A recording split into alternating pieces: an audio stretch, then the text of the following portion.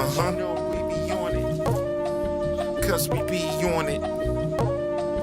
Yeah, so check it, yo.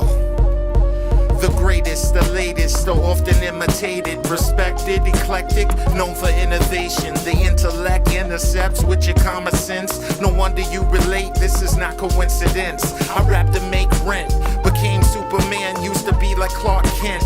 Now I run the length and it's God's strength, cause I'm like God sent. Angelic, ascend to the heavens just to tell it. Envelop, a flow redefine your undeveloped. Jealous, who could blame you? Take two, nah. Take a few, you and your whole crew. Please drop the mic, find something else to do. This ain't for the new, too young, you never knew. By the time you're up to speed, we burned all the leaves. It's potent, keep them quoting so they know my steez. The very next year, all of them are out the league, cause I be on it. My team's on it, my crew's on it, my clique's on it, my fam's on it. We planned on it. The fans got the word, they demand for it, cause we be on it. My team's on it. We done cussed and cried and even dreamed on it. My clique's on it.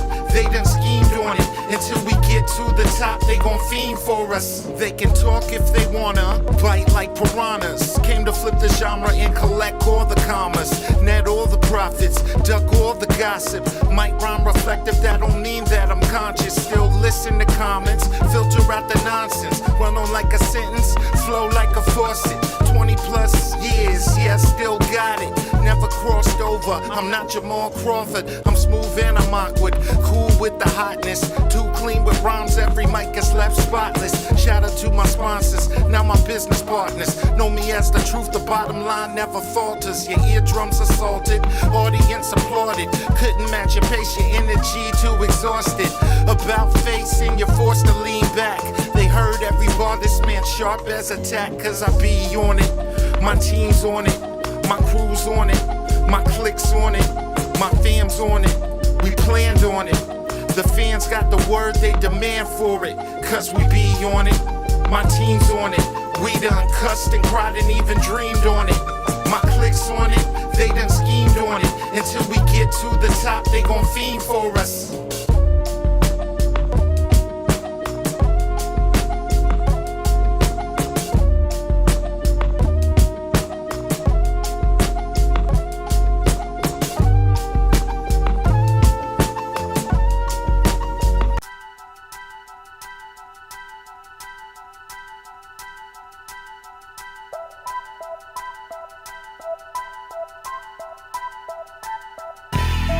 On the track,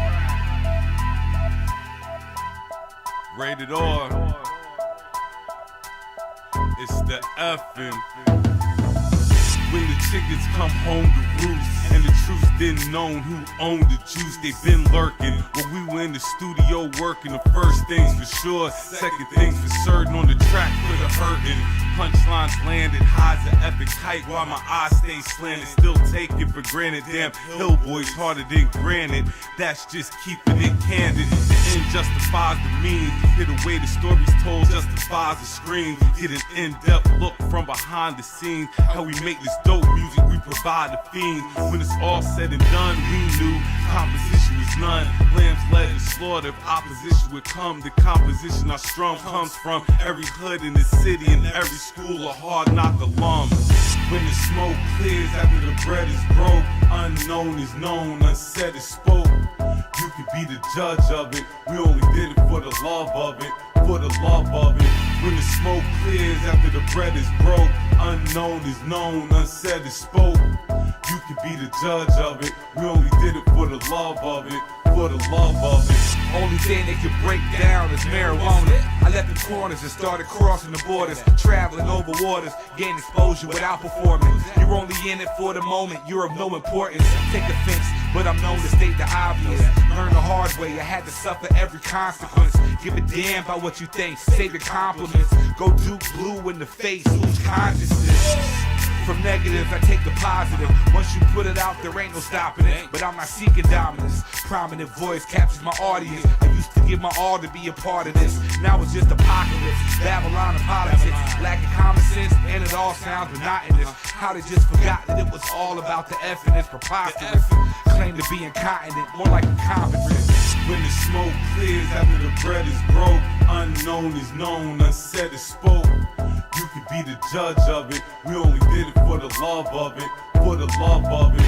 When the smoke clears after the bread is broke, unknown is known, unsaid is spoke. You could be the judge of it. We only did it for the love of it, for the love of it.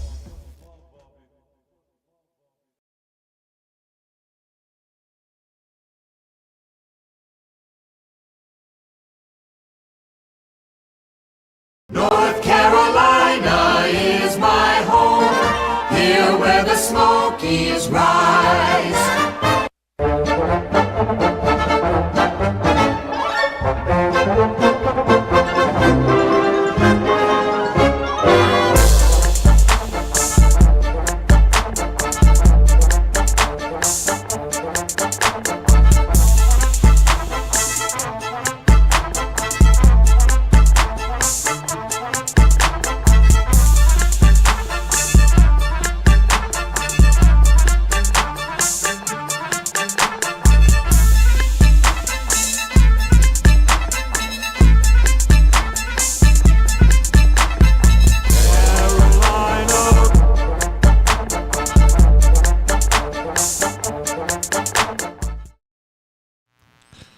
And we're live. What up, what up, what up, what up, what up? Back in effect in the house. It is the FM Podcast 919, and I'm everybody's favorite, D-Dub. I'm Branson. Yes, Hassan is with us, but just not right now. He was like ready to do the show, then he got a phone call and dipped out, so he said he'll be back. Shout out Alpha Dog. Shout out Buddha. Buddha's not going to be joining us tonight. Buddha won't be here. Kelly Joe is still on PTO. Be here, so you know, but It's shout gonna out be the whole crew. You know us. what I'm saying? 2.5 holding it down for the evening. But it's going to be a great show as always because we always bring it. So you know what? Shout out to you if you're sitting here watching us tonight, listening to it. Check us out. Roll up. Yes. Pour something.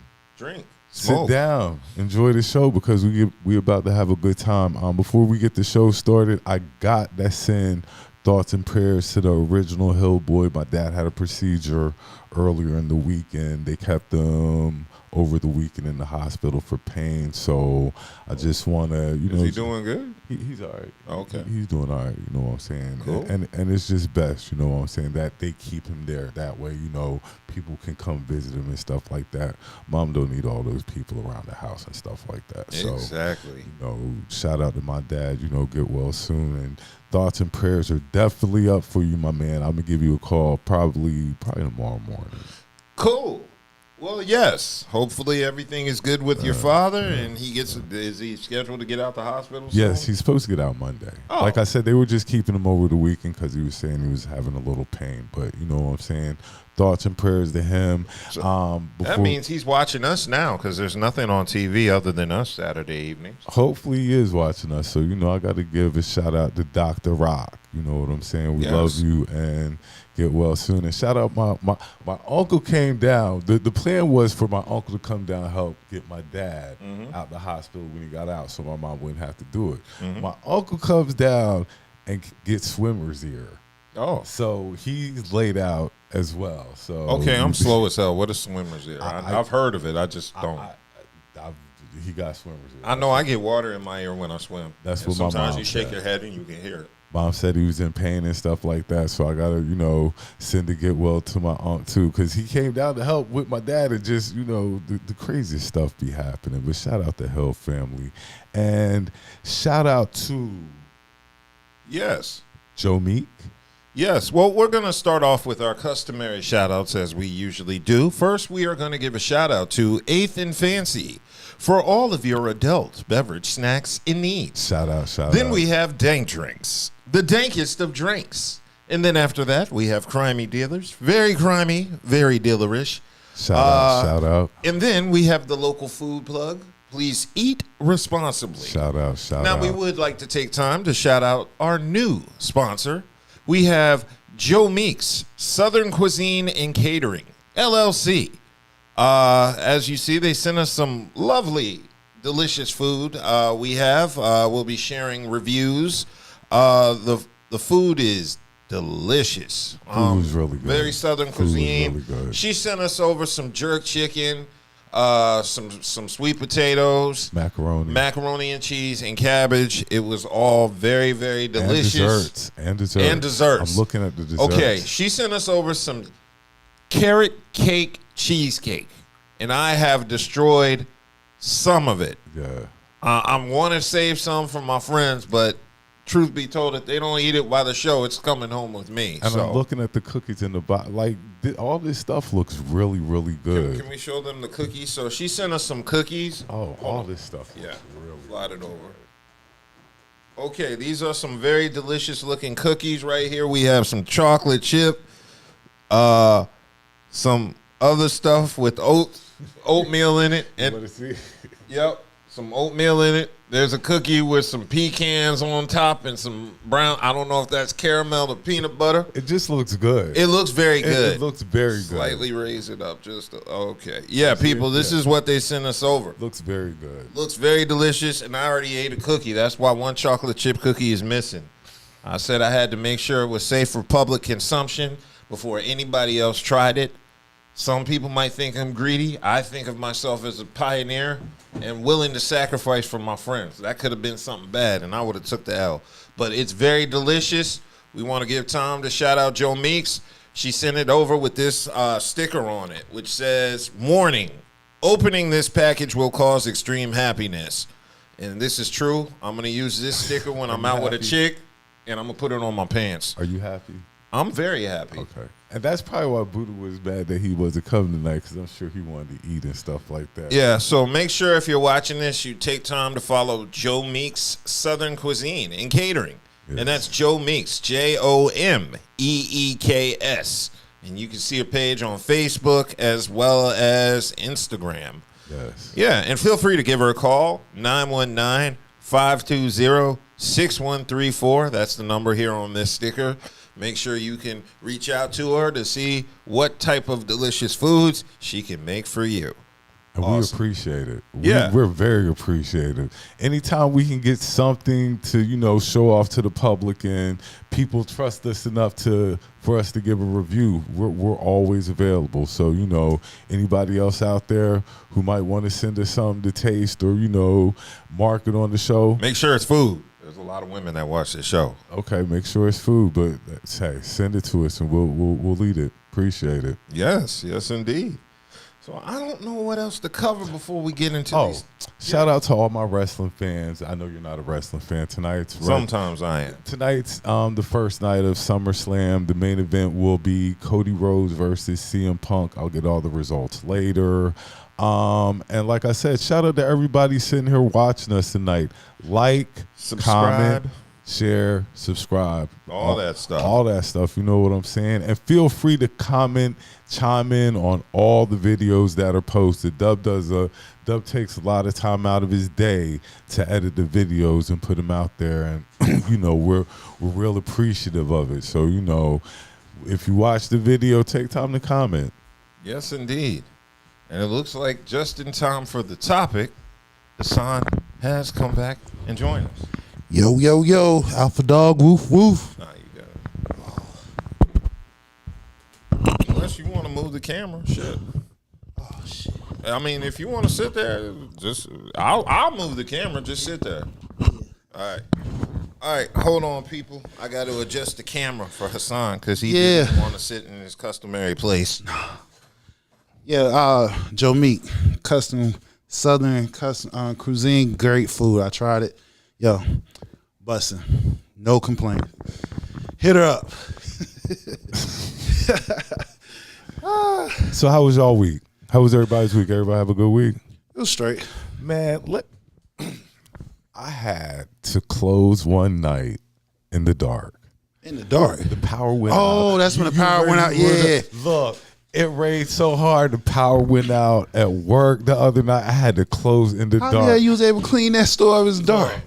Your phone light and shit? Look man. It looked like it was a robbery going on in that mother. Look. That's did your phone last while you cleaned up? It did. It did make it through. You know what I'm saying? The lights went out, I want to say about 9:30, because it rained hard. Yeah, it did. Yeah. We needed that rain, though. We sound like old people. We needed the rain. We needed it. Surely Hey, are old people. it took us out of the damn drought. So hey. Like I said, man, I had to close that store in the dark last week, bro. I was so mad. The only thing that would have made me even madder is if I would have got home and the lights were off here. But fortunately, when I got home, the lights were on, so I didn't have to do that problem. But yeah, I had to close that store in the dark last week, man. Okay, let's go ahead since we've assembled like 3/5 of Voltron. Let's go ahead and get into these topics because the WNBA has been popping this entire week. There's been a lot going on. Drama on the court, drama off the court. Everything is going crazy. Now, there was a big game yesterday between the Indiana Fever and the Portland Fire. Fever took the win with 112 over 98. But the bigger story, of course, was Sophie Cunningham. Oh, hold on. You know, CC fans going to say, oh, you didn't mention she had a triple-double. She had a triple-double in the win. All right, go ahead now. Yeah. Well, shout out to Caitlin Clark. So you got to mention her stats and stuff like that. Because if you don't, they're going to be like, oh, that's all y'all talk about. Y'all don't even talk about it. She had a great game. She had a triple-double in the win. Shout out Caitlin Clark. I don't give her hate. That's not me. It's not hate. It's just constructive criticism. That's all. Okay. Well, as I mentioned before, Sophie Cunningham was kind of all eyes on her after recent comments in the past couple of weeks regarding transgenders, and it's drawn a mixed reaction from the crowd. Some people welcomed her, some people booed her, but this led to a lot of issues with the crowd, and then following the game, there were some controversial comments by Stephanie White. Checking into the game, goalkeeper Sophie Cunningham.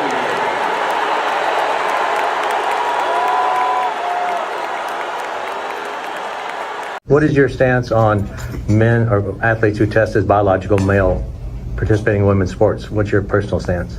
Yeah, I mean, I don't know that I would say that I'm educated enough from a scientific standpoint. I don't ever believe that exclusion is an answer. I just don't. I do think, when we think about various levels of sport, various governing bodies of sport and things that go into that, like I said, I'm not educated enough at the different levels. I know growing up, I played with the boys all the time. So there weren't girl sports. Would you welcome a biological male in WNBA? Again, it's like, I don't know, when we talk about biological male and scientifically where we are, I think it's a totally different scenario. As I said, I'm not educated enough in terms of transgender and transitioning to give you a smart answer. I would say, though, that I just don't feel like exclusion is an answer, and I think that we need to have deeper, more layered conversations. Okay, so that was Stephanie White, Indiana Fever's coach and member of the LGBTQ community, giving her thoughts on transgenders, and nobody knows shit, apparently. So I thought it was a very disingenuous interview. I think she was playing dumb to kind of avoid giving her opinion on thoughts. I think she's trying to play middle of the fence, trying not to offend people on either side. And she's playing too nice. Me personally, yes, it was a safe answer. Because number one, we're not scientists, okay? So, and with that being said, me personally, my point of view on this whole outtake is BS because there's no openly transgender men playing professional basketball, whether it's in the W or any other, as far as I know. Now, with that being said, we had Congress and various states that has already taken proactive moves as far as creating laws preventing transgender crossing over playing into sports. So the whole take to me just came out of left field because, like I said, nobody talked about it. Nobody even made a proposal stating that transgender was going to start playing in the W. Yeah. I don't believe transgender women should be able to play in the W just because of the physical, biological differences between them as well as other women. So I think the coach was definitely playing it safe. And, of course, Sophie Cunningham gave her response on Friday as well, just basically saying that she's unconcerned about the rallies going on regarding transgender participation in women's sports, and it's apparently happening at all Indiana Fever games. There's protests at all of them. So, putting her teammates at where they have to answer for her stance. You know what I'm saying? Which to me is unfair, because if you're gonna jump your ass out there, right, and be the what they call you MAGA Barbie, then stand on that shit. Don't have your teammates having to answer for which controversy that you created. And to me, she's an opportunist, because remember, she just, she was the car girl on the 250 fight that they had at the White House. Yeah. From there, then she's a second tier player getting a signature shoe, which that almost never happens. On top of that, then she come out of left field and make a comment about the trans as if someone mentioned, or was there some type of proposal coming down the pipeline to push this narrative as if that's what's going to happen. So my whole thing is, she's an opportunist. She's getting money off this shit. And at the same time, you are putting your fellow teammates to have to answer for your BS. Okay, with that being said, her being an opportunist, do you agree with her or disagree with her? Well, in a sense, I agree with her, but this is where I disagree with her, because, again, there was no proposal saying that this was going to happen. Nobody even talked about it. She just came out of left field with it. You feel what I'm saying? So with that being said, and if people want to go down the dark, like I said, look outside of things, Congress, they have, and various states has already created laws preventing any of this from happening. So like I said, for her to say it, it's like she's capitalizing off of it. She knew this is red meat for that base. Yeah. So she's living up to her title of MAGA Barbie. Exactly. That's exactly what she's doing. She living it up. Well, yeah. Well, now, Sophie did address these issues. She said at the end of the day, she's here to do her job, and she thinks everyone who knows her thinks that she's full of love. And all these promotions of hate, she said, doesn't even cross her mind, doesn't cross her teammates' mind. So she just says she's here to play basketball and also to be here. And she's not going to, shadow that or hide or dim her light just because many people don't agree with her. Of course, but, I mean, that's the whole notion. Here you are, you got a pretty blonde white woman, and what we just talked about, white cells. You feel what I'm saying? Stephen A. said that. Exactly, he did. Stephen A. says that, and she's capitalizing off of it. Because, again, we don't see nobody that rise the bench, get the stardom. She's up there next to Caitlin Clark right now as far as mention. And her game and her numbers doesn't, in my opinion, warrant this attention. So that's just my opinion. I don't believe it warrants this attention either, but I also think based on the couple of press conferences I've seen, whether you agree with what Sophie Cunningham said or disagree, they've handled it. The league has handled it terribly. Did you see that previous interview the other night where they tried interviewing Stephanie White and that spokesperson for the Fever had to come in and give a pre-written statement? That shit was terrible. Because, again, like I said, it goes back to what we were saying about the league is doing whatever it takes to bring eyes to it. So as of right now, whereas we supposed to be celebrating the women's game, their game, we got to talk about drama. We ain't never seen nothing like this in any other leagues. Well, take that back, because you can say the baseball era, they had the steroids. In the NFL, you had a couple of high profile cases where there was abuse. You know what I'm saying? We seen it visually. NBA, all types of gambling issues. We just talked about Fed gambling cases last year. So they're just taking a page out of everybody else, all the other leagues. The only difference is this is a women's league. So that's it. Well, this leads to the issue that happened previously the night before where the Fever played Seattle, where the Seattle Storm co-owner, Celeste, what was her name? Yeah, it was the co-owner of the Seattle, what's their names, the Storm? Yeah, Seattle Storm. Seattle Storm. My phone just went dead while I was looking at it. It's Celeste Keaton. She was fined an undisclosed amount of money and suspended for 5 games in the WNBA because she got at some 16-year-old teenage girls who had signs in the front row of the court cheering for Sophie Cunningham. Yeah. And I was just weirded out by this owner. I thought that was weird on her behalf to approach 16-year-old girls like that. I mean, she probably didn't know how old they were, and you could tell. You could see those girls were really young. True. I mean, like I said, outside. I mean, it's been a lot. They ain't the only thing. I mean, because it was a fan when the Fever beat the Storm, walking off, and it was a lady behind cheering for the Fever. She spit in her.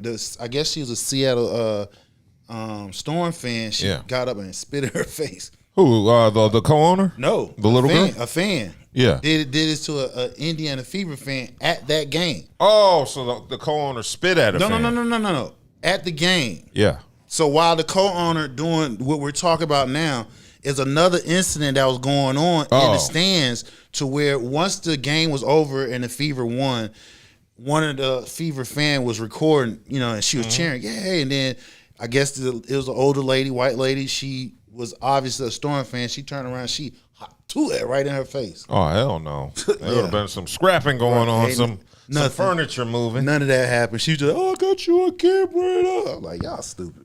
Yeah, so all of this to me is just an overreaction for her comments that were originally made, I believe, in Sports Illustrated or ESPN somewhere, where Sophie Cunningham made these originally.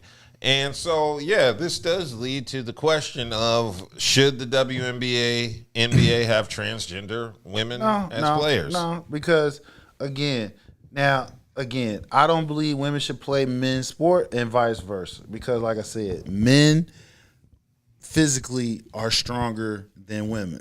Even if they change over, you still will have the man physical body of that part will never change. So no, if you're gonna have transgender, just have a league of their own. You feel what I'm saying? Whether it's women or men, have a league of their own, because at the end of the day, they still are who they are when they mama birthed their ass. Yeah, I'm in total agreement with you on that.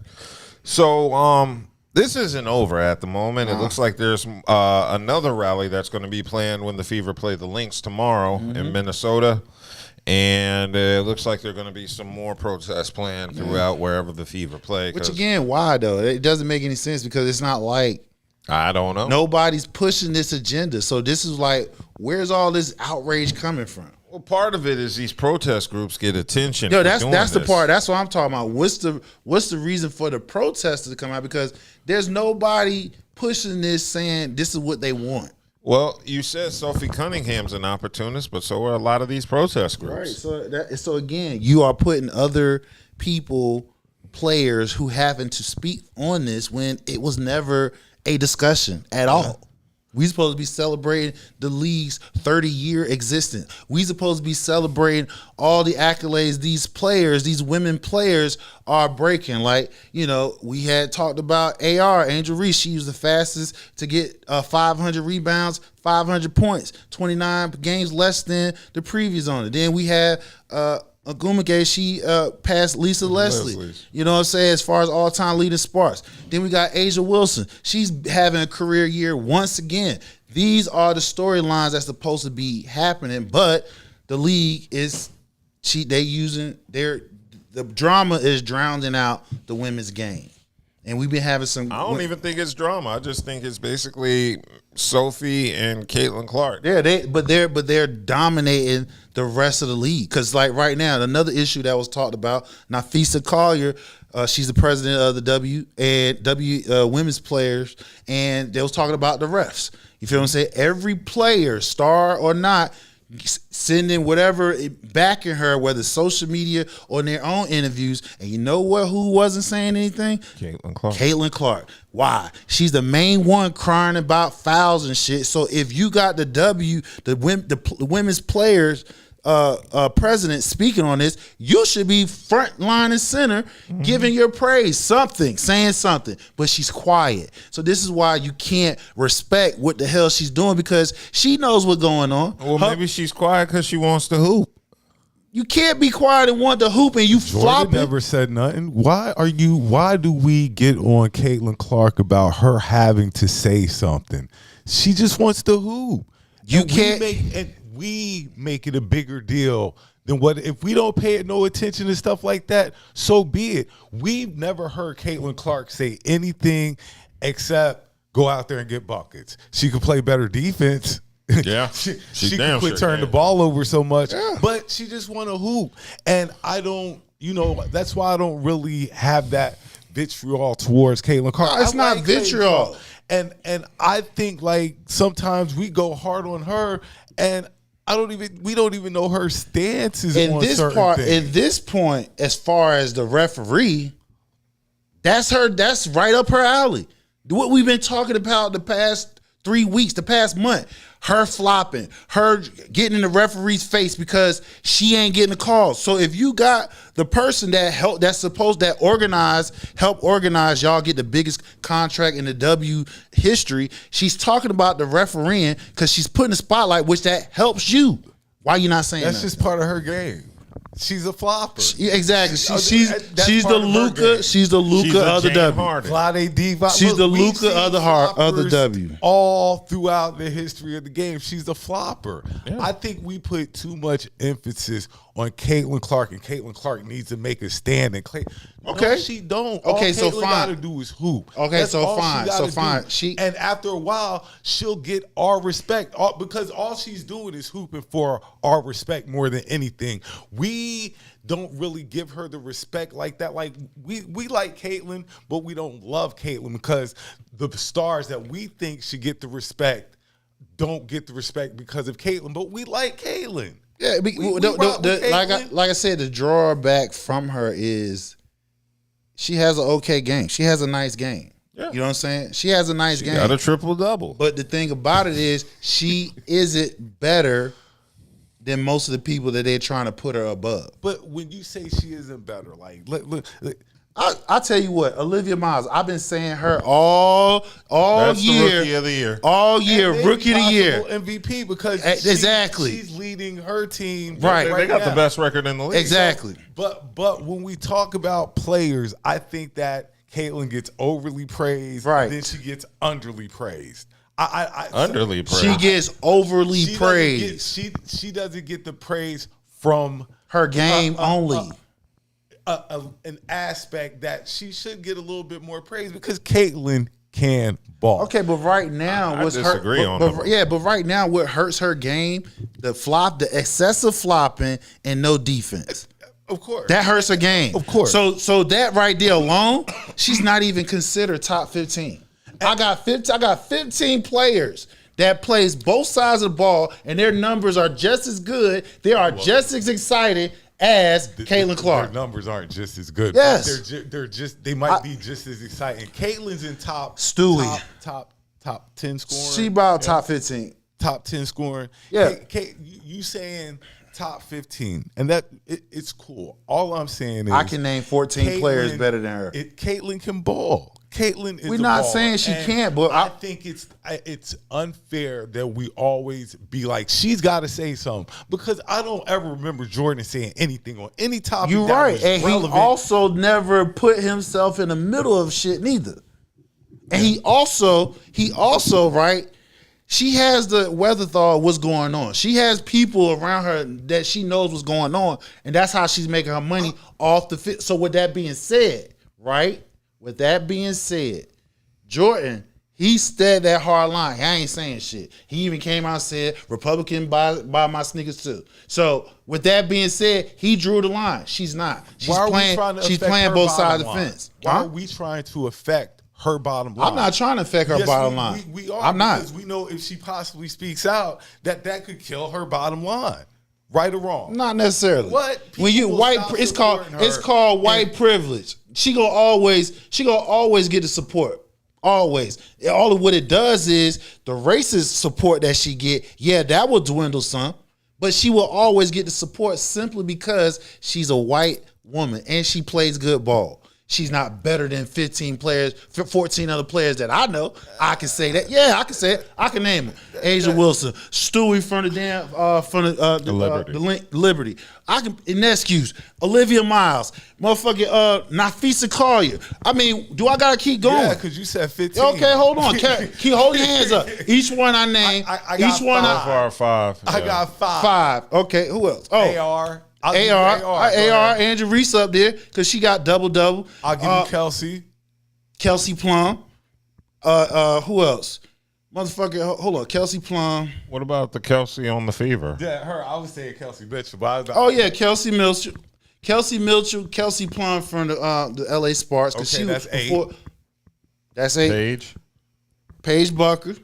I can go Agumwe. She's on the Dallas guard. Her. Okay. Who else? What's that? How many is that? 10? 10. All right, 10. Did I say Leaving Miles already, right? Yeah. Okay. Hold up, bro.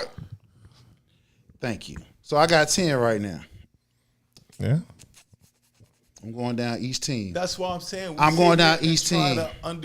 It's not under her. Yes, it is. It's not. You come up. It's like I got to come up with players to put. I'm not coming up with players. These players, these players that I name, and that's are cool, all stars. Number one. Some of them are debatable too, though. What? It's not like some of them are head and shoulders above. Yes, they do. You know why Asia You know why? Definitely. You know why they head and shoulders? Because most of those players I just named are two-way players.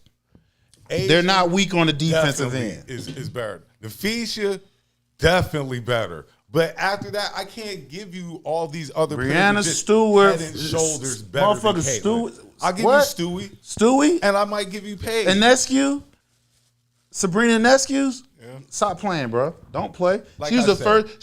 She was the first. She was called the White Mamba when she came in. That's why what we doing? Sometimes we kind of try to undervalue Caitlin by just throwing names out there. These names that I'm throwing out there, they are the names I just threw out there. They all stars.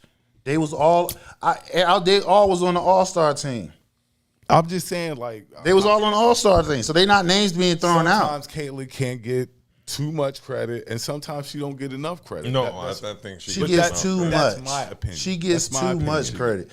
Like I said, they don't let her game. If you take out the race and the politics, she's meh. I'm just keeping it 100. If you take out the race and the politics, she's meh. She's a good player. She's a good to great That's player. meh. She's not what she's a great player. She's not the face of the W. Let me say that. She's not the face of the W. She technically kind of is. She's the face of the W. Based, and Angel are the face of the dub. I've already told you that. I just said if you take away the racial, you take away the politics, you're not talking about her like that. How she got on the scene was based off what I just said. If Reese don't do that, nobody's talking about Caitlin like talking about it. That's all I'm saying. You're still going to talk about Caitlin because, like I always tell you, she was playing. You bring up college. She was playing at Iowa. I kept up with her, so I know better. So I'm talking about these other people who did. LSU, a juggernaut. Mm-hmm. She was going up against juggernaut schools coming out of Iowa. I mean, so I'm not going to sit here and play her game like that. That's not what's being said. What's being said again? If you take away, you're saying man. If you take it's mad. She's dragging Iowa, who nobody else on her team in Iowa, but when Angel played, who played with Angel? I don't remember. Flage. Like Angel had other big names playing with Angel. Flage. She drug Iowa. Iowa will never be relevant again. I'm not taking that again. I'm not taking that from her. So what I just said is meh. The only thing when I say meh is because and the reason why I have to say this because when people saying she's the reason, she's the face of the W. She ain't. She only got there because of controversy. Controversy thrust her to where she is right now. That's all I'm saying. I said just give her credit. Her game's not meh. The girl can ball. She's not the best player. I don't know. I just clarified. I said she's not the face of the W. So if you take away the controversy surrounding her, right? Nobody can say, oh yeah, her based off her game. Based off her game, nobody can say, oh yeah, she's the face of the W based off her game. They're not talking like that. Why are they talking like that? That's all I'm just saying. But that's why I think her and Angel both are the face of the game. I think they both go together. Yeah, they do. They are linked forever. They are linked forever until they both retire. If Caitlin's the face Angel got to be the face too because but they're not. But they're the media the media and the fan base isn't saying that. This drowning say it because every time that it does. Hold on. Every time that you mention Caitlin Clark, their rebuttal is, "Well, AR, am I right or wrong?" So obviously, if you know about AR like that, then AR is just as much of the face of the league as Caitlin is. That's my only point. We are talking about that, but when you're hearing everybody else, they're not. And that's what's making it nauseous with everybody else because it's like she isn't the reason. She's part of the reason. She's not bigger than the damn program. And her fan base and some media pundits is trying to make her bigger than the program. That's all. Yeah, I definitely think there's a lot of media influence and bias and Caitlin Clark. But in addition to Caitlin Clark, of course, we came past the WNBA All-Star Weekend. There was a minor controversy going on between Paige Bueckers and Angel Reese. Apparently, they had bet on the All-Star game and who won, and without being aware, they were doing it on video, not knowing they were violating some of the league's gambling policies, which led to this fallout. The WNBA might be in some hot water over a potential gambling scandal after a video was posted and then quickly deleted showing Angel Reese and Paige Bueckers betting $400 on a WNBA game. At All-Star Weekend, you and Angel made a bet with each other on this game. Is that bet still? This is how the rich stay rich. You gotta save this money. I'm gonna see you next week on Wednesday. Yeah. At night? No, at practice. Oh, at practice? I mean, I know y'all gonna lose, but if y'all lose, I get to have that. If y'all win, you get $400. And if we lose, then you get No, you owe me $400. Bet. I'm staying on it. And then last night, after Angel Reese and the Atlanta Dream won that bet, she doubled down, saying she expects her money. I know you had a discussion with Paige at All-Star about this game, and you regard. Yeah, I'll be requesting my Apple Pay after this. This was all very stupid and another example of the WNBA unable to get out of their own way. However, let's not act like this is Pete Rose gambling on baseball. Let's not act like this is, the NBA with Tim Donaghy or some of their point-shaving scandals. This is not the 1919 Black Sox. This is two friends making content being like, I bet you my team wins. No, I bet you my team wins. However, this is the WNBA, the most dramatic and toxic league in the world, so there are fans who hate Angel Reese and their team Caitlin over team Paige, and so they're going to try to make this into a thing. They're violating the rules, and this is a conflict of interest, and could you imagine the backlash if it was Caitlin Clark and Sophie Cunningham doing that instead of Angel and Paige? And there is some truth to all of that, but again, common sense, this is just two competitors talking bravado about their teams. However, to continue with the common sense theme, these two have gotta know better. Crazy. And lastly, the biggest violation of common sense of all in this story is the fact that the WNBA posted it. This was not a leak. This was not posted on someone's personal page. This was on the WNBA league account. And I know it's probably some social media manager and someone who's not thinking about the gambling ramifications, but goddamn. Yeah, so that was the gambling incident that happened at All-Star Weekend. Neither Paige or Angel Reese were punished. Not gambling. It's not gambling? Why is it not gambling? Because it was friendly banter. That's all. They put money on it. We haven't seen. Do we see them exchange it to each other when the person won? No, we didn't see that. Hey, aren't the people in the NBA under investigation, and we don't actually? Because the feds have supposedly quote unquote evidence of them conspiring with other people to gamble, and and actually there was cheating. In this incident, if the W put it on their shit, right? That's still a violation. Well, obviously, W don't feel like it's a violation to their because they haven't been investigated nor being punished by it. So they deleted it immediately. Of course, they didn't want the damn backlash behind it. You know what I'm saying? But again, they did. We didn't see no money exchange. It's between them. Other leagues that we're talking about, they're gambling with other people, gambling on their teams or other teams. That's something different. Well, my issue is I thought it was idiotic for both of them to participate in that on camera. You can make whatever you do or off camera. I can't say nothing about that. But to gamble openly like that on camera, that was some dumbass shit. I've seen players in leagues make bets, but they were never involving money. It was always some stupid shit like you got to wear my team's hat or my team's jersey, something harmless where no money is exchanged. The fact that they pulled out money and decided to gamble like that in front of the cameras, that was a major gaffe on their part. I just thought the women knew better. The social media manager who posted it should have known better. Just whoever was responsible for that whole sequence should have known better. Correct. It's just not a good look gambling, period, especially on a league up and coming like the WNBA. Now you're going to start hearing anytime something weird goes down that it was a gambling situation, you know? If players play the last 10 seconds of a game now, people are going to automatically think, you know, if it's a blowout or something, you know, and somebody makes a basket in the last 10 seconds. Now I ain't even gonna front because it's hard as hell betting parlays on these motherfuckers. Yeah. So I get what you said. When it comes betting parlays on the W, you right. I fully agree with you on that one.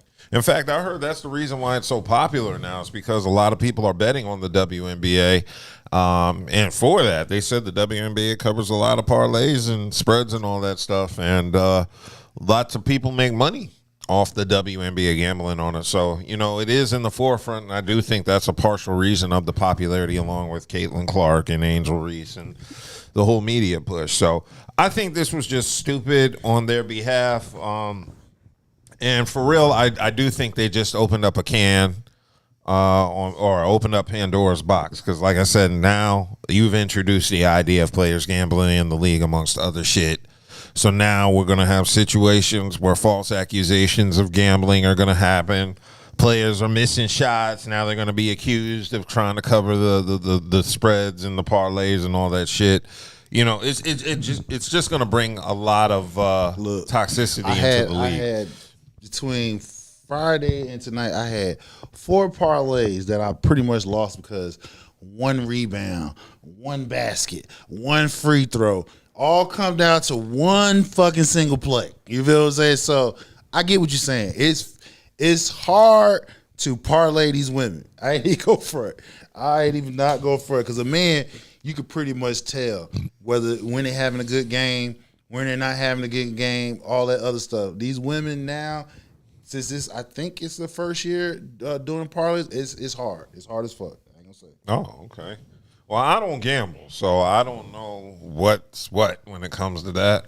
I'm scared to gamble because I know I have an addictive personality, so I don't even play with that shit. You know, I get crazy on my little spades game on my phone. I'll be gambling virtual money. So I hope this is a lesson for Angel Reese and Paige Bueckers because I do like both players. I very rarely criticize them unless they actually do something worth criticizing, and I definitely think this was worth criticizing. They should just be a little wiser about what's going on and what simple actions like that can mean to the general public and how it can parlay into something bigger in the future. So, you know, hopefully they learn from that. Continuing on with more WNBA drama because it's getting messy. This whole week was messy. We had Dejanay Carrington. Wait, we are too deep in these WNBA trenches. Bro. Yeah, boy. But hey, they put it out there. They put it out there, bro. We giving us the content. You had Dejanay Carrington making her debut this week with her squad back from injury. She decided, I guess. You think this was partially due to her coming back? Well, basically, she decided to put her ex, Nalissa Smith, on blast for having some side chicks on the Las Vegas Aces. It's a whole pretty messy situation. They say that the WNBA is just one big old reality TV show. And folks, if that is the case, then this weekend was the best episode yet. So this is Dejanay Carrington. She played her last year of college basketball at Baylor. And this is Nalissa Smith, who also was at Baylor at the time. Dejanay and Nalissa were dating. And it was quite the love story back in January of 2025 when Nalissa was traded to the Dallas Wings where Dejanay played. So now we had 2 prominent WNBA players dating while on the same team. Fast forward to later that June when Nalissa was abruptly traded to Las Vegas. Now here's a key note to remember for later. Those Las Vegas Aces had just drafted rookie Aaliyah Nye and signed undrafted rookie free agent Deja Kelly. Again, this is key. Well, after NaLyssa spent some time in Vegas, DiJonai Carrington and NaLyssa Smith broke up. This weekend at the All-Star break, DiJonai accused NaLyssa of cheating on her with Deja Kelly and Aaliyah Nye. Reminder, Deja and Aaliyah were rookies on the team that NaLyssa got traded to. Side note, but relevant, you may remember Deja Kelly's name because she dated RJ Davis in college, where they were the power couple at North Carolina. Well, that's until Deja allegedly cheated on RJ with his teammate Caleb Love. So that means that Deja Kelly went from sleeping with her boyfriend's teammate in college to sleeping with another player's girlfriend in the pros. Meanwhile, and you really can't make this up, DiJonai Carrington, after breaking up with an Aces player for cheating on her with 2 other Aces rookies, she was at the All-Star game this weekend cheering on her new girlfriend, Jackie Young, who also plays for the Aces. So then NaLyssa Smith went live last night where she not only confirmed that she kind of cheated, but she also threw out rumors that perhaps DiJonai cheated on her as well. Whether she cheated on me and I cheated on her, why are we bringing that to the internet a year later? Look, I got to give credit to the WNBA. The basketball on the court might not be the best product in the entire world, but the drama off the court just might be. God damn. So we have some messy ass drama going on in the NBA. Yeah, the WNBA, my bad. Yeah. But shout out to NaLyssa Smith because that roster is amazing. Are we surprised? I mean, women this is for the women. Women that's lesbian, they cheat more than male guys. They have more women side chick than actual males. So what we talking about here? Yeah, I mean, this is part of the detriment of what's going on with the WNBA, and this the only league that you're gonna have your partner on the same squad. Yeah, like come on. Now I was reading comments and they said this is like LeBron cheating on D-Wade with Kevin Love. So I mean, that's the equivalent of what's going on. We can't even fathom that because again, you know. They won't survive in a men's league like that. So again, this is the only league where you're gonna be able to your partner, y'all play on the same damn team. Yeah. And we had talked about it last year. A couple of trades went down because they had issues with their relationship. So again, and in my opinion, gays and lesbians, their fights are more physical and violent than heterosexual because the fact they are the same sex. Yes. So we're not surprised that she's a player. You feel what I'm saying? So I mean, hey, it is what it is. Yeah, and shout out to the chat. I see Tipu Sultan. He says no more lesbians running WNBA is the only solution, or fake women. I don't know about the fake women part. Ain't no fake women in there, but whatever, Yeah. Well, now this has led to another question that people are asking: is should the WNBA mandate some sort of dating policy that forbids players? Yeah, you should. It's a work policy. You should, because again, it disrupts the team. And then if y'all have a falling out, somebody got to get traded. And if that's the case, that might fucks up the team based off the depth and everything. So if I got two players, one of them is a defensive specialist, another one's an offensive specialist, but because they're beefing, now I got to get rid of one of them, that can hurt the team overall. Yeah. So, yeah, this has been brought up. And, in fact, I've heard some coaches in the WNBA forbid their players from dating, but I think in certain coaches that can put them under scrutiny too. You already know there's going to be pushback for any coach that publicly states they don't want their players dating. You're going to start hearing from all the protesters in the WNBA saying that they're trying to control these women and their lives. You have to, because again, at the end of the day, it's a workplace. You cannot. You got. In the corporate industry, in the corporate world, or not even in certain jobs that you have now, they don't allow dating going on in the workplace because of the potential disruption that it can happen. So if you got it in any other workspace, the W is no different. That's all. Yeah, so this is a wild-ass mess, but it keeps the WNBA interesting. Drama like this is why we tune in. So now, the next time DeJonai plays NaLyssa, we're going to watch that matchup. Yep, see how physical they get. Yeah, they're going to get physical. Bitch, she going to give her a shoulder block. Yeah, they're going to be fighting and shit. Teammates going to hold them back and all that. She'll give a forearm in the damn stomach. Motherfucker. Yeah, this is crazy. Yeah, and it was Deja Kelly and Aaliyah Nye, two very fine women in the WNBA. I got to say, the WNBA has improved looks-wise. There's a lot of beautiful women in there. And you got to recognize the game so you don't undermine them and say it's their looks. All of them. All of them. It ain't too many women in the W that I've seen that they look good. They just tall as fuck. That's all. Which I don't mind. I like tall women. Yeah. I like tall women. I remember hollering at a WNBA player online, and she was in Wilmington, and I could have got that. But I didn't want to drive to Wilmington. So, yeah, I unfortunately had to cut her from my team.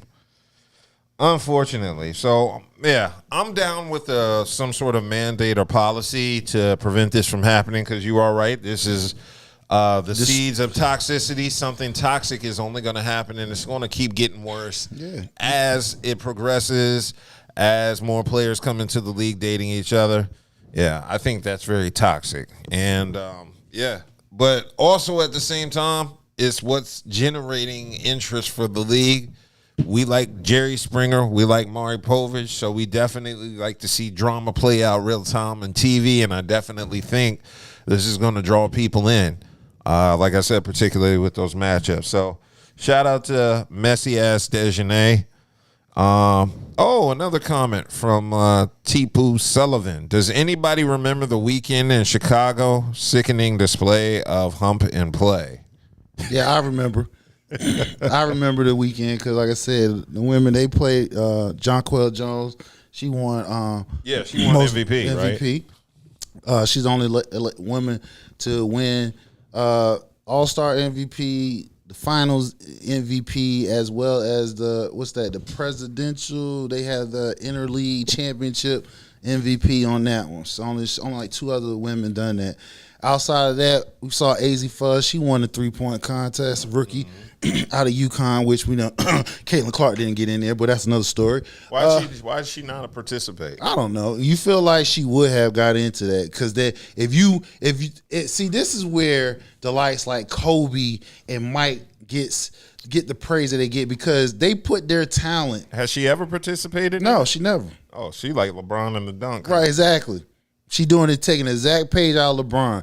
You the star, you the face, but you won't get in the 3-point contest because she didn't want to get smoked. But anyway, outside of that, and like I said, the ladies did their thing. Olivia Miles, I've been hollering her name since she been drafted. I told y'all from the beginning, that's going to be Rookie of the Year. And now she's in line for most valuable player of the year. That'll be a first time in league history that a rookie win both of that in the same year. You love you some Olivia Miles. Hey, I've been following her all the way back in college. She was on that Notre Dame team, Olivia Miles, Hidalgo, who was like she will be in the league next year, Beast. Yeah. They had Notre Dame had a 3-headed monster down there. Olivia, I've been following her all the way from high school. Damn. Real talk.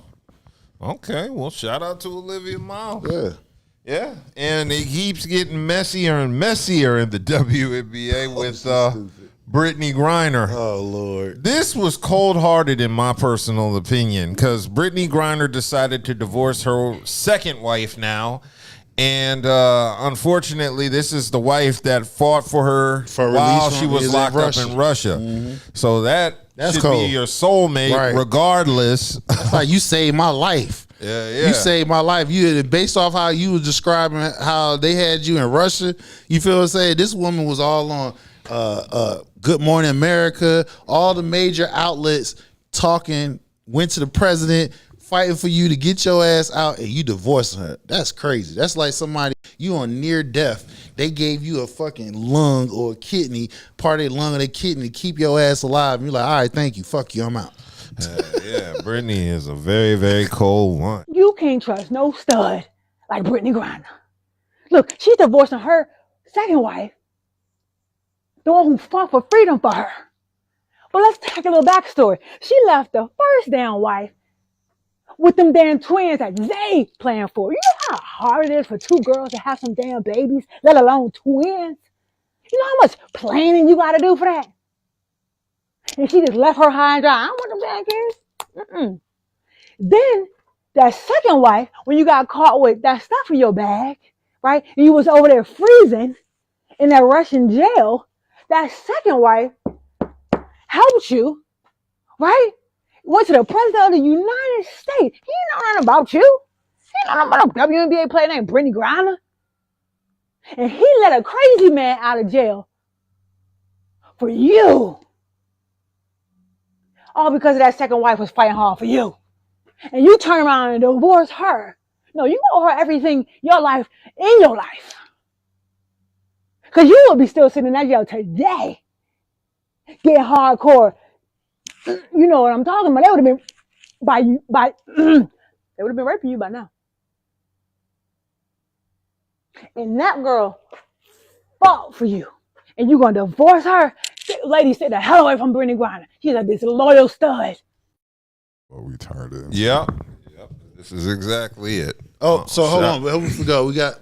I did say we got it in the chat. My man, he's correct. What we said, Devin 7748. You're right. Candace Parker was the one Rookie of the year and most valuable in the same year. Shout out to the chat. Shout out to the chat. Us, keeping us honest. Yeah. Yeah, but this really exposes who Brittany Griner is at this point. So I really don't know what to say at this point. That's cold-hearted. She left the first wife with the twins and doesn't want to pay child support.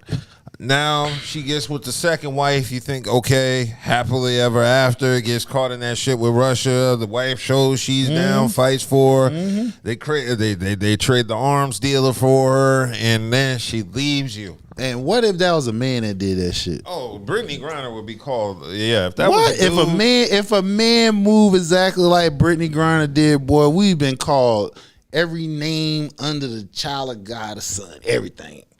You saw how they did Clay, and he said shit. Yeah. So if a man move exactly how Brittany Griner did, bro, he'd be buried. She is messy as hell. Right. Yeah. And Devin followed up and said, no problem. None of us get everything right always. Salute. Yeah. So, yeah, Brittany Griner, grimy as hell. But, I think karma will reap. But we don't know what went on behind the scenes. So I'm going to reserve my judgment. Maybe there's a reason for all this happening. We don't know the reasons as of yet. We just know Brittany Griner filed for divorce. She can't take it no more.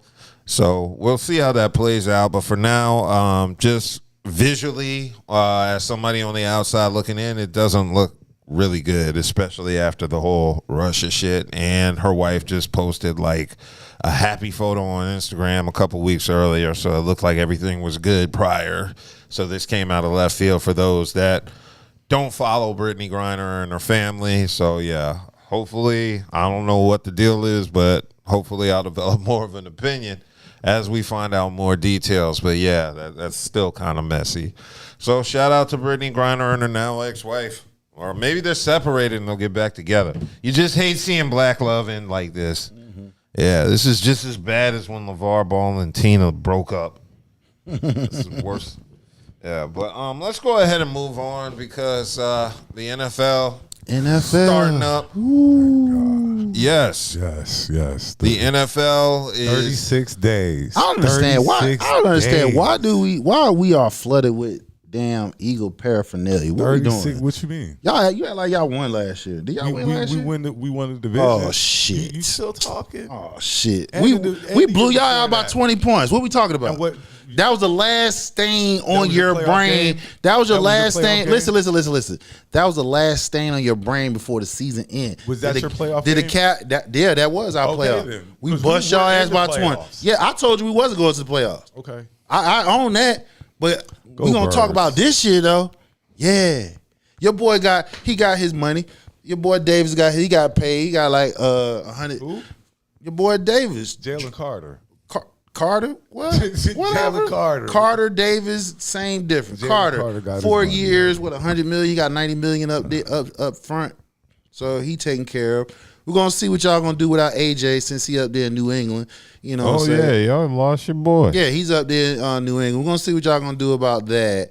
As far as my Cowboys, I'm very optimistic about my team. Every year. No. Don't play me. Don't play me. Because if anything, we got video to prove. Anytime I say something about my Cowboys, I am more realistic about my Cowboys than any Cowboy fan you came across. So last year I did. You still think they're good? Oh, we good this year.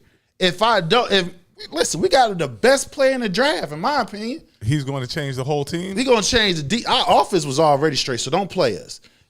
Our defense was full of shit. Offense wasn't straight enough to get you in the playoffs. You can't win without, if the defense can't stop a hole, you can't win. Offense was averaging 30 points. What we doing?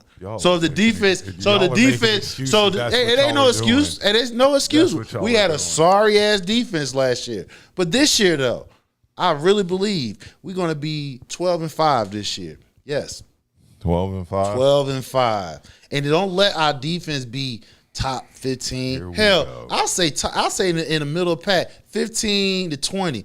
With our offense, bro, we going far. You can't. Who gonna stop? Our alpha receivers. You just said your offense was top 30 5 points. Year. We averaged. We couldn't stop nobody. We couldn't stop nobody. Now you swear one player is get ready to change. What I just said was we got the best player, my opinion, in the draft. And outside of that, we got some ballers. We about to get ready to make a trade. We already got a trade coming along to help improve our defense even more. I think y'all are going to be better than them. You're stupid. They don't have no receiver. What receiver they got? What receiver do the Commanders got? I think. Name one. Name a receiver on the Commanders. I'll wait.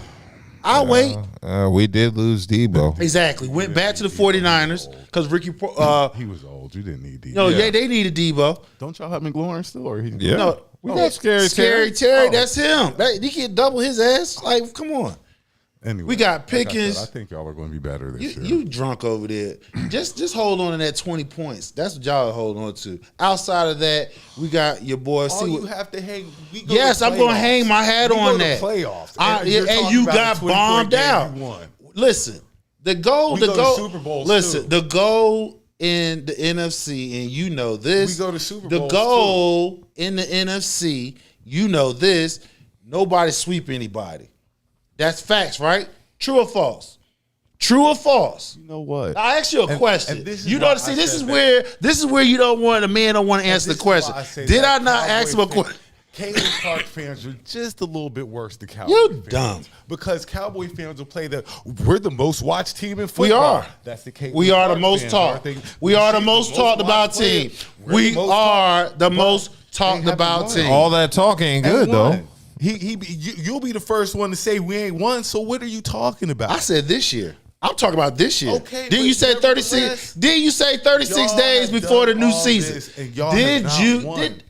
Did this man 36 days, right? And then I not say if my team defense is in top 15, hell, I'll go 20.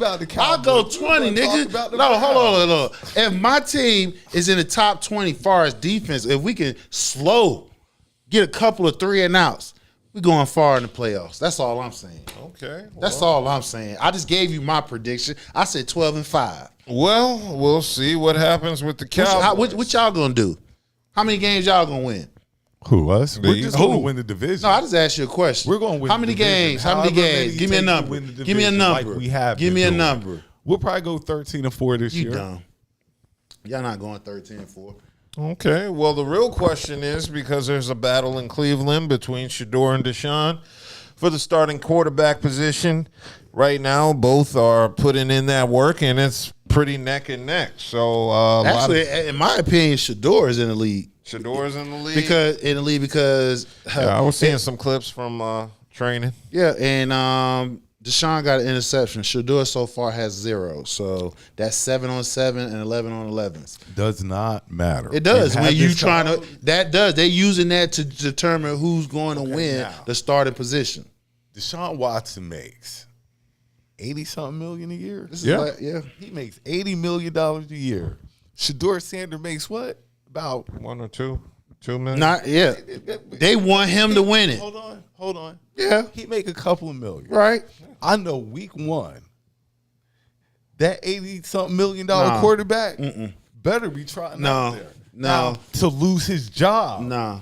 That's what he's got to do. What they want Deshaun to do is look like he can play so they can trade him. They want They want Shador to win this. You know why? Why? He got a low-end contract. And when you got a low-end contract, what they doing now in the league? They loading up on defense and offense. This year from last year to this year.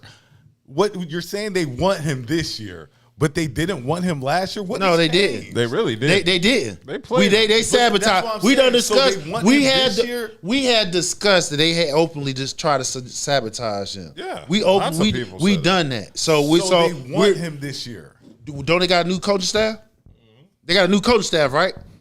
Okay, then. So the old coaching staff didn't want him there. It's totally different now. So as the new coaching staff, you want the player that's younger, that's more that you can actually mold in to the starting position.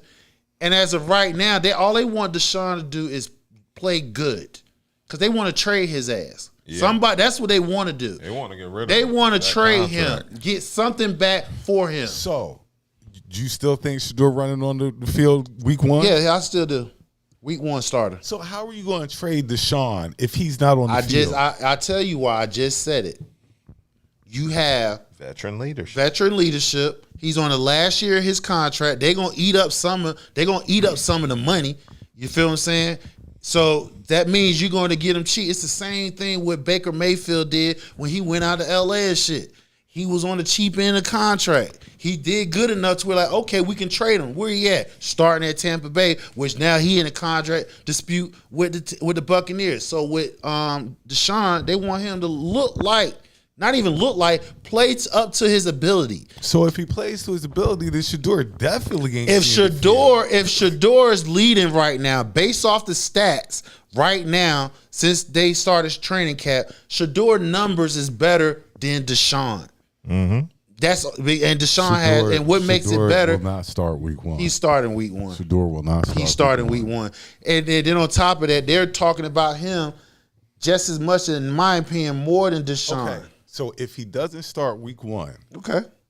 If he doesn't start, just like you didn't think he was going to start last year. No, when I say we did. I did say he was going to start. You said he was going to start week 5 or something. I was like, he's not going to start till the end of the year. I told you that. It wasn't the end of the year. It was the end of the year. Okay. When did he start? Week 12? That's the end of the season. I think it was earlier than that. It was week 12. It wasn't 12 because he played more than 6 games. But go ahead. Like I said, Shador gonna be week 1 starter because Daddy up. Look, you just be loud and wrong. And how loud and wrong? How loud and wrong? And if I am loud and wrong, nigga, I stand on that shit. Now what? What? Because you're wrong. I ain't wrong. You're wrong both You just said, this the man that just sat right here and said Shador wasn't sabotaged last year. This the man that sat right here and said that they didn't want him to live. What's the difference between last year and this year? Exactly. New coaching staff. There it is. What is it? New coaching staff. But you're sitting here telling me, but we need Deshaun to play up to his to potential. Trade him. So if you need to, and I gave you an example. Be on the field. Did I not just give you? Did I not just give this man an example? Did I not just give him an example? Need to be on the field. I just told you what's the difference. The difference is you got a cheaper quarterback as far as contract wise, right? You can load up. While you're yelling at me, you can load up. Hey, I'm not listen, bro. Hey, man. First of all, you is not gonna contradict how I fucking talk. You feel me? We're men. We're men, nigga. Last time I checked, you a man, I am. What the fuck we doing? We're having a fucking debate. And you try to tell me now you worried about how loud I'm talking. Bro, cut that shit out. Let me get wrong. Yeah, that's your fucking opinion. That's your fucking opinion. Just like you thought that Shador wasn't gonna start. Like I said, Shador Sanders, as of right now, he's leading stat wise between him and Deshaun. I gave you an example what they want Deshaun to do. Play up to his ability so they can get something back for him. Why is that? Because they want Shador to win the battle. Why is that? Because you can load up on wherever they're weak at. Duh. Yes, indeed. So. Then I gave you an example. Baker Mayfield. I just gave it to you. Have scrimmages started? No, they still in pads. Okay. Because, I figured, we would see a Browns scrimmage and see who's performing the best. Next couple of weeks, training camp really just started. So, they don't go as hard as they used to do 3, 4, 5 years ago because protecting due to injury. So, they do more out of pass first couple weeks, and then, they have, because the games, they only got like three or four preseason games before we go right into the season. Yeah, they don't play a lot of preseason games anymore. I guess they're scared to risk injury. But yeah, this is going to be a battle, and up until the first week of the season, I think either one has potential to be the starter for the QB. But yeah, my money is on Shador. We know. I think Yeah, I've been rock. Let's get one thing straight. Since I've been rocking with Shador since Colorado. Fuck that. Since Jackson State, Colorado, and the league. So I'm just being consistent. My loud wrong ass. That's all. Mm-hmm. Yeah. So we'll see what happens with this. I'm still gonna go out and get a Shador Sanders jersey. Yeah, he's most popular. He make it for somebody who's he's the Caitlin Clark of the NFL. Caitlin Clark ain't really making no money off in the W. She making all endorsements. Same for him. He ain't really making no money in the NFL. All his money is off his endorsements. We just we reported a few months ago he made the most money last year. Broke Tom Brady shit. Yeah. So I gotta get my Jaden jersey and I gotta get my Shador jersey. Yeah, I gotta jersey. get one too. Yeah, you're gonna get a Jaden jersey. No, Shador. The fuck. Nah, you want a Jaden jersey. Y'all wasted that man's year. No, we ain't. Y'all about to pay his. That ain't RG3, bro. This is y'all last year. Y'all didn't next year. Y'all gonna have to pay that man some money. Yeah, and he deserves it. Okay. When he's on the field, he produces. That rookie year was marvelous. We'll always have that. Right. I thought he was going to be like Wes Unseld. It was an afterthought because I had another discussion with a commander. I'm like, why is you bringing up? Because they talking about, y'all ain't been. Yeah, I know the Cowboys ain't been 30 y'all plus been years. to the playoffs too. We made it all the way. They made it last year. Not last year because he was injured. The year before last, they did. Rookie year, we made it all the way up to the finals, NFC finals. Oh, okay. Oh, that's an afterthought. 55 points. Who talking about that? Okay. Yeah. Who gets remembered by blown out by 55 points? Okay. You remembered it. No, I don't. Just said it. I said it. No. Excuse me. I brought it up for reference points because you saying y'all went to the championship, like you trying to throw shade over here and shit. So I'm like, yeah, all right, they went, but who remembers somebody getting blown out by 55 points? That's so long ago. They don't even talk about it. Only certain fans that talk about it when they're not used to winning. That's all. No, the people talk about it because it was an unusual good feat. It happened. Rookies don't do that. You're right. And then guess what? It's an afterthought. That's all. Somebody. Peyton didn't do that. Never do that. Tom Brady didn't do that. You're right. But guess what? You're right. And some teams' quarterbacks has a winning record against some teams. And last time I checked, that quarterback came back and blew that team out by 20 points. They got a winning record. But we got a Super Bowl ring and a so Super what? Bowl Okay, but guess what though? Why your man on the hot seat this year? Huh? What hot seat?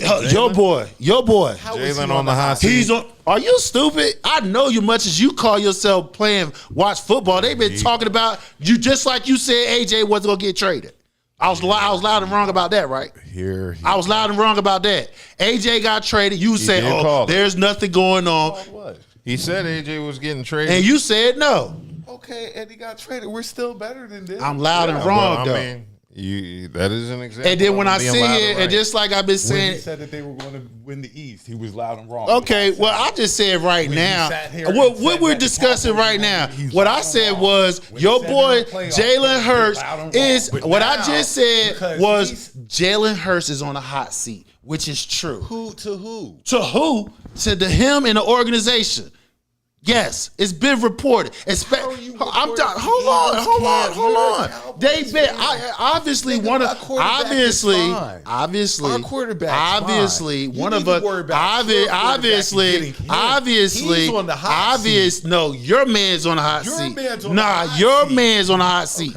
Your man's on the hot seat. I'm gonna tell. Missed the playoffs. Let me tell you this. Your man, my man, he was at. Man, hold on. Let's get something straight. My man he had MVP numbers last year. So what? If we had a fucking defense, nigga, we'd have went somewhere. That's the difference. Now, but you're screaming. Listen, you screaming. No. Your man's on the hot seat, and it's facts because, like I said, they got a new offensive coordinator in. They got rid of one of your best receivers to satisfy his ass. So he's the LeBron. He's the listen. He's the LeBron of the NFL. He gets offense. He gets off. Huh? How many new OCs? How many he has? 7. This is 7th one. Mm-hmm. So outside of one of them, how many of them went? How is he on the hot seat? I'm gonna tell you how. Outside of your 7 OCs, right? 3 of them got head coaching jobs, so you can't talk about them. And 3 of them is still in. I think they still, because what's the name down there in the Saints? Your boy out there in the Colts, and I think my man still out there. Is your boy still out there at Cardinals?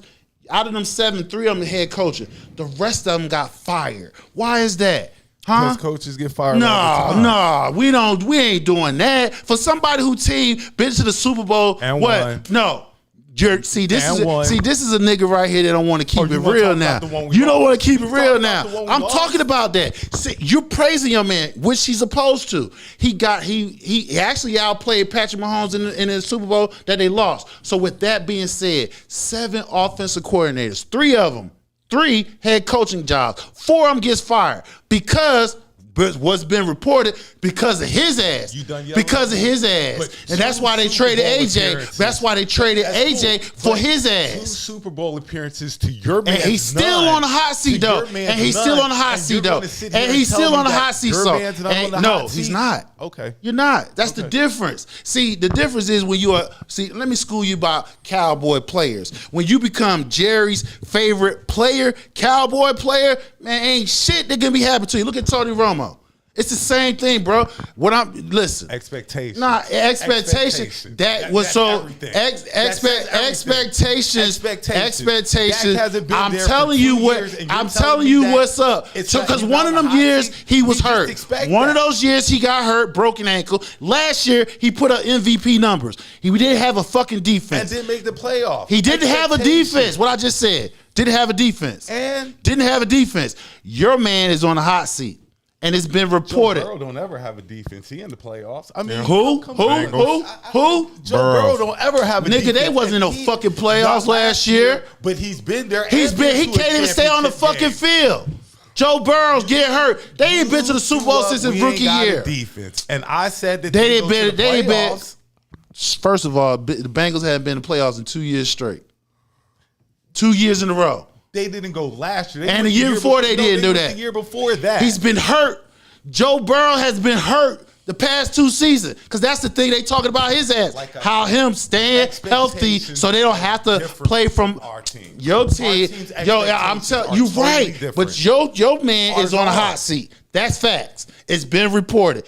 He's on a hot seat. So if Dak don't make it's the not playoffs, me, bro. Hey, listen. Don't get mad at the messenger. I asked you a question. He's not. If Dak don't make the playoffs, he's not on the hot seat. He's not. I'm telling you he's not. Expectations. I'm telling you he's not. Jerry paid him a lot of money. Exactly. To be average. No, to be mad. Call it what you want to call it. Call it what you want to call it. For your man to have the numbers and the accolades he got and he's still on the hot seat, that tell you something. Tells you what? That tell you something. He's not on the hot seat. Yes, he is. Because you said so? It's not because I said so, brother. I told you it's been reported.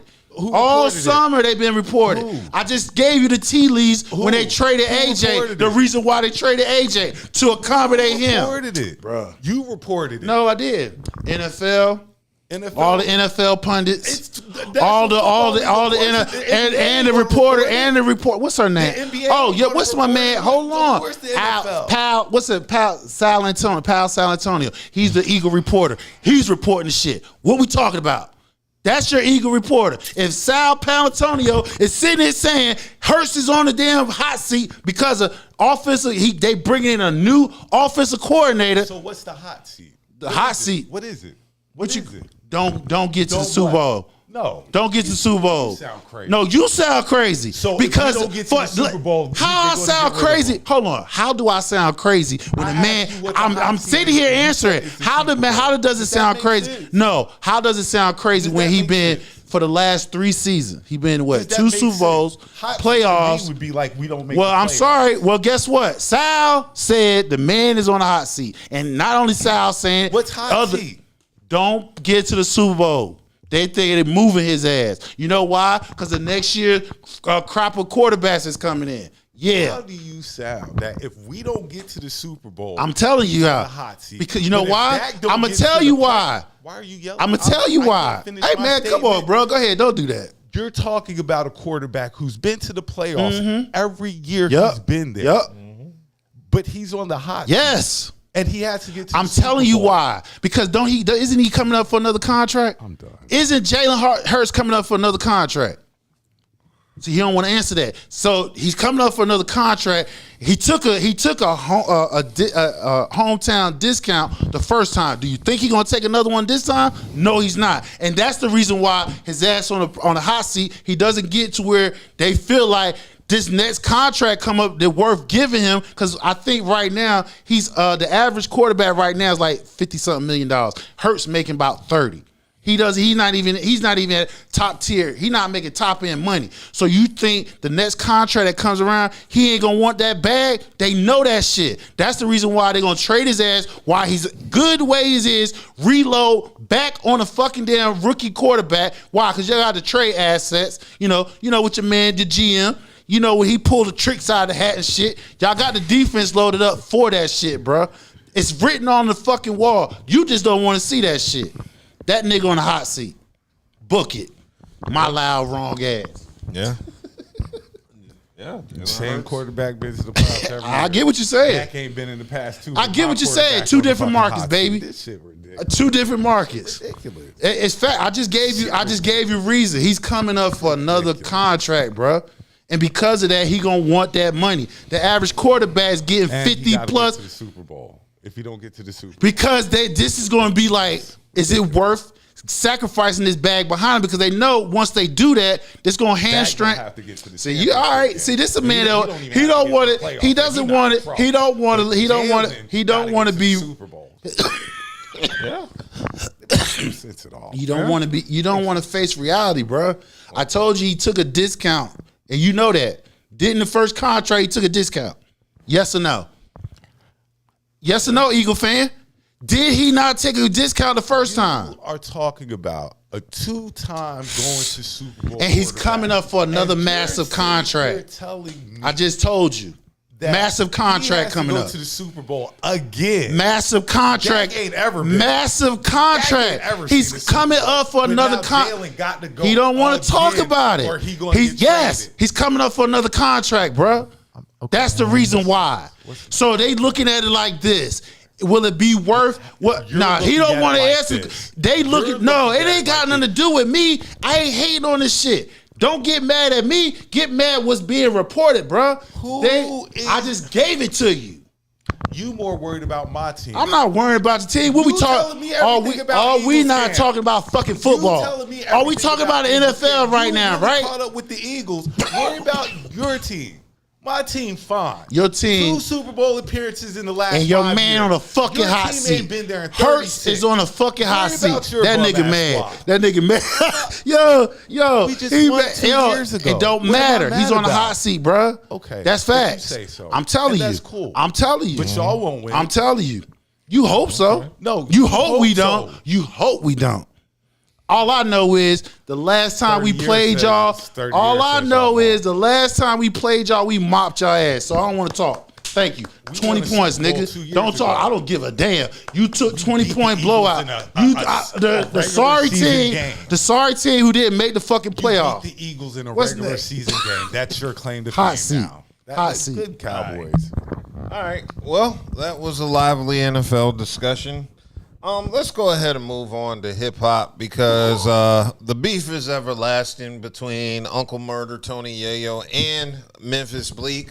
Uncle Murder and Tony Yayo sat down with Gillian Wallow on the $1 Million Worth of Game podcast, and they're still talking about Memphis Bleak, and now they want to, I guess, size up their money. And I know Bleak said he got a restaurant.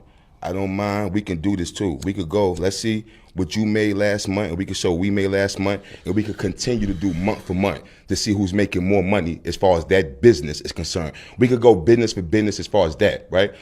And we could go Bitcoin for Bitcoin because I got a bunch of those too. So as far as me being back in the hood, that would never happen. And we could show houses too. I got a pool. We could show who houses flyer and all type. We could do that. We could go Bitcoin for Bitcoin. Hold on. All that. We could go Bitcoin for Bitcoin. We could do this.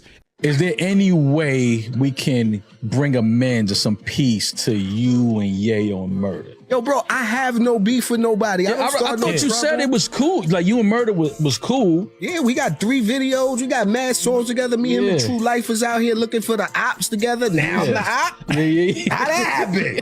Me, you, and True just was riding in the car, ready for all smoke. Now I'm in the smoke, like, goddamn. But a lot of that's him holding his guy Yayo down, though. So, and I think that he kind of felt like what you said about, G-Unit or anybody G-Unit affiliated. He felt a way about that. He can't do that. He G-Unit Syndicate, man. That's like Wu Syndicate. He not an original member of G-Unit the way he gonna take on the scars and the wounds that they had from the beginning. I'm the last thing I'm looking for is to be riding around New York, Oppie. I'm 50. I don't even know how to get back in op mode.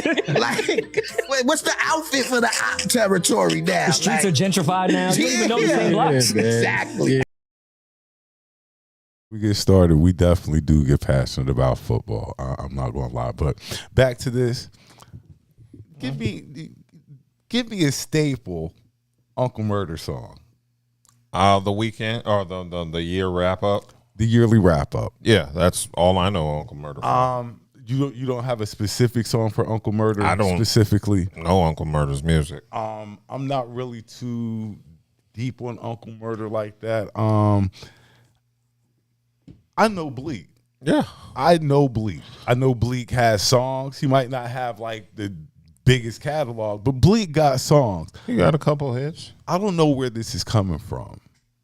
I think here's really what I think. I think Uncle Murder and Tony Yayo are jealous of Memphis Bleak because the relationship between Bleak and Jay is not as dependent as the relationship between 50 and Yayo.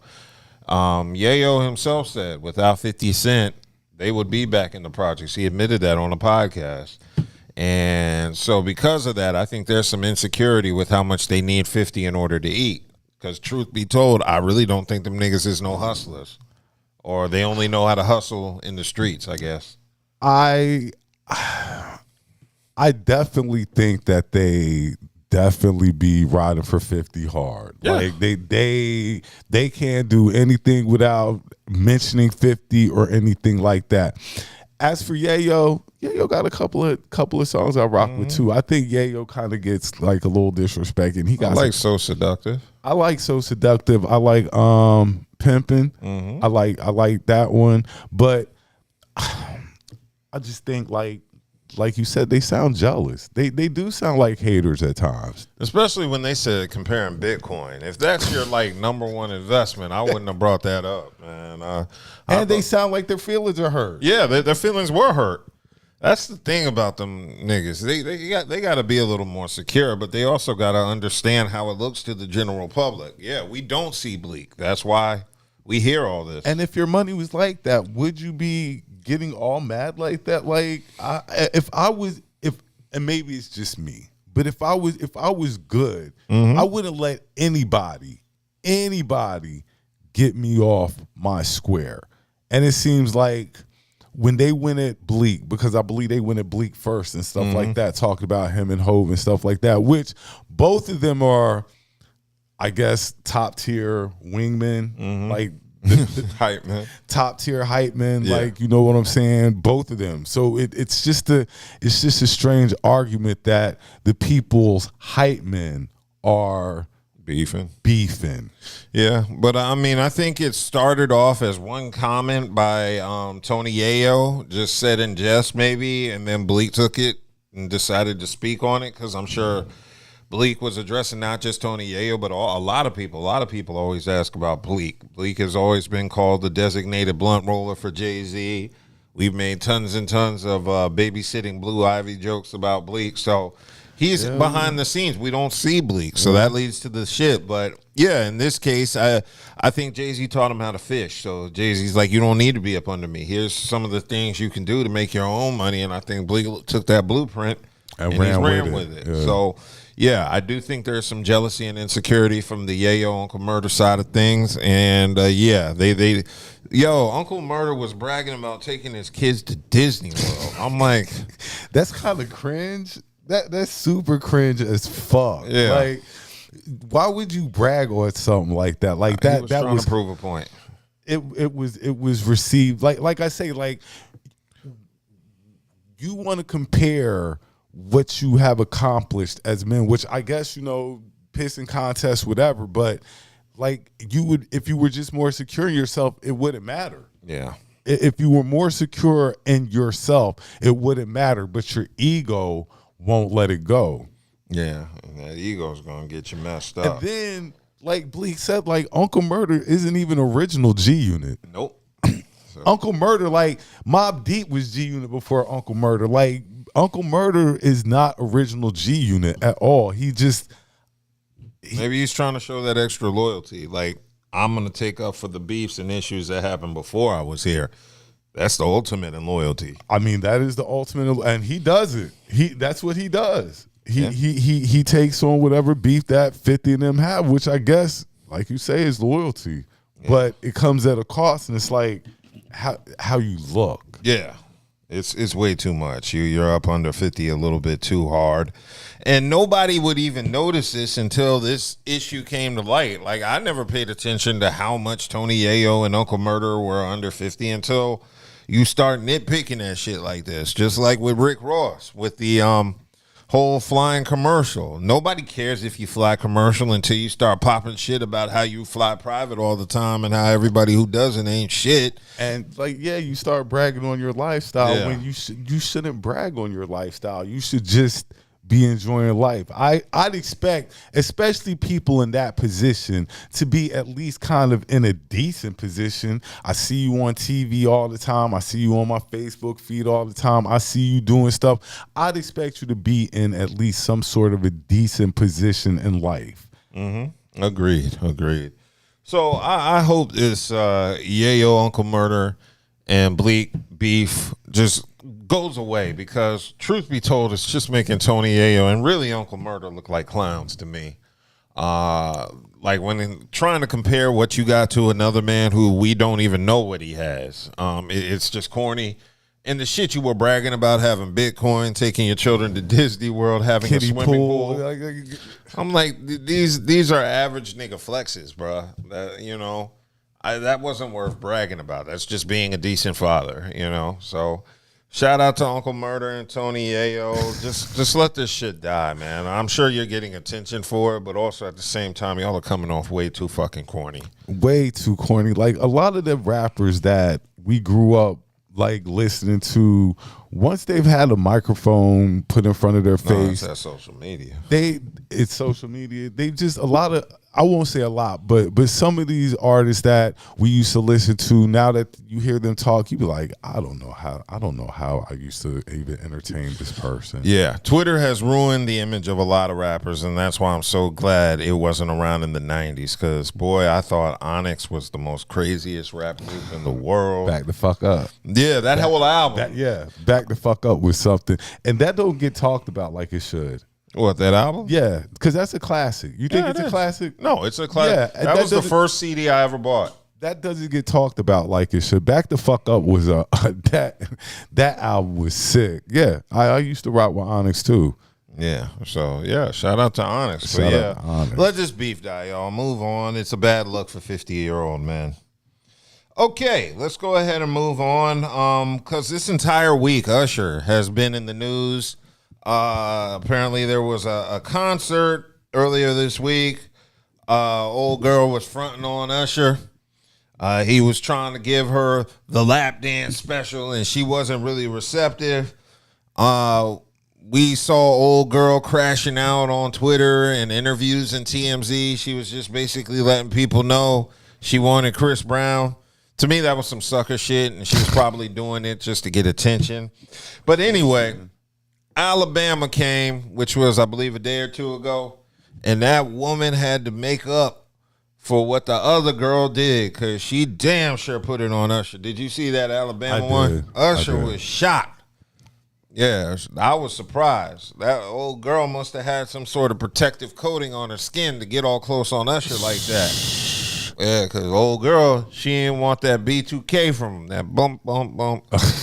You know, so there were rumors about Usher, and that's why old girl was fronting, but I think she was just fronting for the attention. Yeah, she knew that instead of compromising to the situation and, you know, kind of being standoffish to the situation would definitely draw more attention, because now everybody's looking you up. Mm-hmm. Everybody's looking to see who you are now. This is the girl who turned down Usher, kind of, and stuff like that. So yeah, I think it was more for the clout than anything else. But that was corny, because you can get attention, but what is that attention going to parlay to outside of maybe an OnlyFans? I don't see brands hiring her for fronting on Usher. That might burn a bridge with Usher. I mean, you're right, but look, any publicity in these days is said to be good publicity, and it's a lot of publicity too, because everybody's seen it. Yeah, you see what I'm saying? So it's no telling how people turn things into a money-making venture for them. You know what I'm saying? So she fronted on a multi-millionaire just for some likes, and maybe if she does have an OnlyFans, she'll get a couple of dollars, like $4 per person. Hey, make that money, honey. Make that money. Old girl was cute, but she wasn't cute enough to do that. I thought she was cute. No, she's an attractive girl. I'm not saying she was ugly or anything, but yo, she ain't that. She wasn't thick. And then that's a once in a lifetime thing. That's what I'm saying.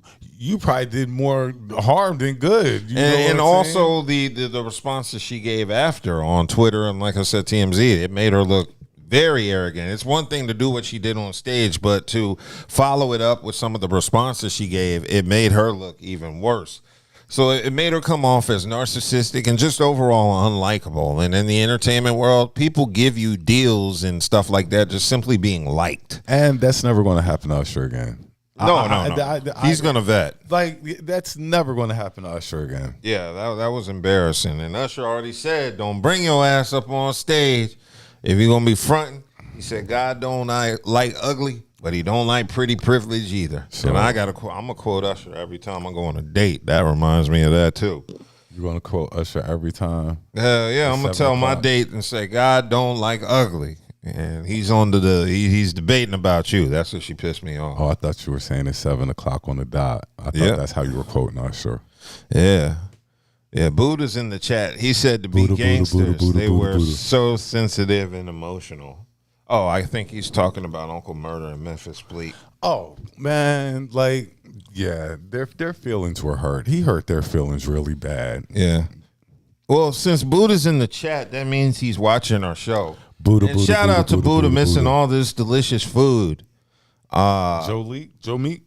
Joe Meek LLC was Southern banging. cuisine. She got jerk chicken, Buddha, and she said not to give you none. So we got to hide it from you along with the cabbage. You ain't got to worry about it being hidden. I'm going to eat it in the night. Yeah. I'm taking it home with me. I hope Hassan ain't about to circle back like, Hassan gone for the night. He said the food was ours. So we okay. It's a nice little bit. We got so many desserts here. I'm going to go into a diabetic coma on Sunday. But yeah, shout out to Buddha for skipping this podcast tonight and giving us more food. He'll be back next week. I don't care if he comes back next week. He didn't sound. He was upset when he said he wasn't going to be able to make it tonight. I felt it. I felt it when he said it. So definitely shout out Buddha. Yeah. In fact, Hooters called us and asked if everything was okay. We didn't know what to tell him. Okay, let's go ahead and move on because in addition, earlier this week, there was some news going around Tuskegee. Apparently, people are outraged at a policy of a dress code that was found in the student handbook where they said no pajama bottoms, no bonnets, no do-rags in the dining rooms as well as the classrooms. I think they also said no slides, no flip-flops. And I was a little shocked at first because I thought people had an issue with it. I thought there were students really complaining about this shit, but it turns out it was just some internet hype drummed up to, bring attention on Tuskegee. Apparently, I've been reading articles from the actual students at Tuskegee, and they're basically saying they're cool with the rules, and they also mentioned that they don't really see students on campus dressed like that. So it's the people that don't go to school that have the problem with exactly. Those are the people who have a problem with those are the people that dress in pajama bottoms, bonnets, and do-rags in dining rooms and classrooms. The people that aren't in college. Yeah, this was a non-issue to begin with because when I went to Central from 99 to 03, we didn't really, I think they had a dress code written down, but it was just common sense when we were students there to put on decent things for a learning environment. So we never really had major issues with students violating policies based on I'm dress. trying to think how we dressed when I was going back to Benedict College and stuff like that. I think they were just happy we showed up to class sometimes. Like they were happy we got there. But now I think that the bonnet, all that stuff is out of control now. Though. I think, and what really bothers me is how you call it, the loud part of the internet just stands up and are staunch protectors of this. And I'm like, why?